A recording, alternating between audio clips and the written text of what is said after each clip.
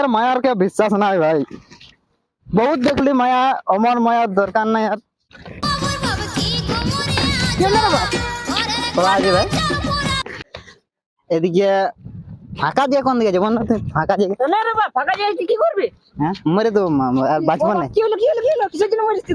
না কিসের জন্য? মায়া ধোকা দিয়ে দিচ্ছে, দেখ ভাই বাংলা খাবি, বাংলা বাংলা এই কোনোদিন ধোকা দিবে না। শুন শুন, তো বস আর একটা কথা বলবো। বাংলা খাবে, কোনো ধোকা পাবি না। শুন শুন, তোকে মরবারও জায়গা বলে দেবো, তুই যদি বস আয় শুনে। তুই আয় না, চল চিন্তা বসবো আর তোকে বলবি যে তুই মায়ের জন্য মরিস না, সব গরিব মরিস না, আস্তে আস্তে বস বস বস। এবার ভালো করে বল, তোর কি হয়েছে? কি হয়েছে কি তো সেটা বল। মালটা 5 বছর থেকে ওর সঙ্গে আমি ছিলি বুঝলি, তো ছাড়িয়ে দিল হঠাৎ, তো ওরকম কইবার পর হঠাৎ ওই জন্যই তো বুঝলো ভাই, আজকাল মায়াকে বিশ্বাস করিস না।